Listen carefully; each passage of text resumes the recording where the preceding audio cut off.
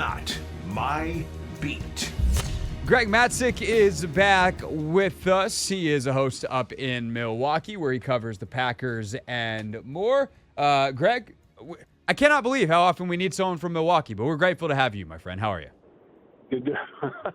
Happy to join, man. You want Jaire? You want a little bit of that in the nation's capital? What do you think? Is this like open season for Commander fans? It is open season for fans. I happen to think that they made their move at corner last year with the Marshawn Lattimore trade, but I'd like to know more about Jaire Alexander before I submit my final opinion. I'm someone who likes to have information, Greg. So here we go with the information. What happened with Jaire Alexander that the Packers looked at someone who has been very good for them when healthy, even though he hasn't been healthy much lately, and said, we're good here, time to go, time to move on? Yeah, this has been a slowly eroding relationship with Alexander in the front office. And wouldn't you know, it came after he was made the highest paid cornerback in the NFL, 4-year, $84 million contract. That is big bucks. And at that time, he was a 2-time All-Pro. So certainly deserving of it. The Packers defense at that time was much maligned. They needed all the stars they could possibly have, and Jaire was one of them. And then came an injury, and he only played a handful of games. And then he had a nice rebound season. And then more injuries. He's played 14 games over the last 2 years, and then was also suspended in 2023 for a very peculiar incident in which he inserted himself as a captain and went out and took part of the coin toss. That was not a team-issued sort of thing. That was Jaire being Jaire and feeling like he belonged in that spot. He was suspended 1 game for conduct detrimental to the team. So it's been this sort of bizarre and peculiar last couple of years for this difference-making sort of player. I kind of describe Jaire Alexander like I described Jimmy Butler. If he is engaged and interested, he is a nightmare for the opposing team. If he is not engaged and he is not interested, he is just a nightmare. And that's where I stand on Jaire Alexander. Incredibly talented, kind of has a mind of his own. He beats to his own drum. If he is interested, he can help any team in the NFL. If he is not interested, then you have the reasons why Green Bay released him today. So when you look at Jaire moving forward as a player, if I tell you he's going to be healthy and you're a contending team, would you want that guy on a 1-2 year type of contract, or is there also some kind of concern with the play level dropping off, which is kind of the discussion we've been having about the guy that we traded for here in D.C., which is Marshawn Lattimore?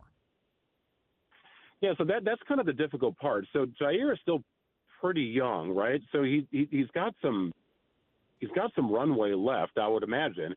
And he's also not played a lot, right? There's been a variety of injuries. And part of the other complicating component of this, Craig, is that Jaire would practice throughout the course of a week and then not play on Sunday. And he would practice some throughout the week and then not play again the next Sunday. So it was sort of this revolving storyline where it felt like Matt LaFleur was getting frustrated and irritated, thinking that he would have his corner back. In fact, he did come back for a game last year and played. Then after, just a small handful of snaps, he was gone. And that kind of, just took the Packers' defensive game plan for that day and just ripped it apart. So it's been a source of frustration. I do think Jaire, again, when healthy and engaged, and that's a key component, he's got to be engaged and interested, is a really interesting player to have on any defense. And he is a guy you put on the left or right side and let him go. He's not a nickel back. He's not at that point of his career. So, yes, I think he can be a difference maker. I'm not sure what his contract is going to look like moving forward. Not highest paid DB in the NFL kind of money anymore. But he's going to have to go someplace that's willing to handle the kind of headaches that he can present to a front office and coaching staff. Yeah, it doesn't sound like Commander's kind of guy. That's not really how they've rolled here. Why do you think as Greg Matzek, sports director at WTMJ Milwaukee, is with us, why do you think that the Packers couldn't ultimately get a trade done here and were forced to release him, knowing that they've been working on this for months and months? Yeah, I think this die was cast early. I think there were conversations around the scouting combine and league meetings trying to figure out if a trade could be worked out with another team. and that didn't happen. So once you saw time move on and nothing happened around the draft, though the Packers didn't really do much with that position during the draft, which is kind of head-scratching, it just led you to believe that there was no day a deal was going to get done. They tried to restructure a contract. Reportedly, it was a little more on the team-friendly side versus, highest-paid DB in the NFL side, and Jaire just kind of walked away from that idea. So by releasing him today, Jaire doesn't participate in the Packers' mandatory minicamp. Had he participated in that and got injured, the Packers will be on the hook for $17 million in salary. Instead, now they've got that cap space free. So there was no way he was ever going to get past today, given the Packers' minicamp begins tomorrow. Greg Matzek, WTMJ in Milwaukee, is with us. Is there anything else that you're following on the Alexander front from this story that you think is like an interesting leftover hangover from the Packers organization side of this? Or is this is business in the NFL that happened and there's nothing else going on here? Is there like another, I'm just curious, like when you do your show today, tomorrow, or when you did your show today, when you do it tomorrow, is there something like a bigger question about the Packers that this situation raises for you? Well, I think it to me, they're gonna spin it like, well, he wasn't healthy enough, and we're paying him all this money. He's not healthy. We're not sure if he's going to be healthy again. He's getting older. They'll do that whole thing.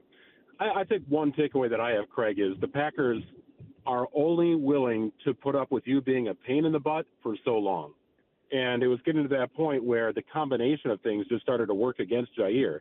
He was a pain in the butt, though I think he was liked by those in his DB room. He didn't have the trust of the coaching staff to be out there and play through some challenging situations. He was making a lot of money and not on the field. So, that's like 3 strikes right there. But put it all together, and he's looking for a new team. And he'll play. I do believe he'll be on a team, and the spin from that organization will be, we've got a 2-time All-Pro who still has plenty of years left. We have solved a problem on our defensive side of the ball, and we are better for having Jaire. Packers decided it wasn't worth the money. That makes sense. All right, Greg, well, I got you real quick. When do you think we hear about Giannis? Oh, God.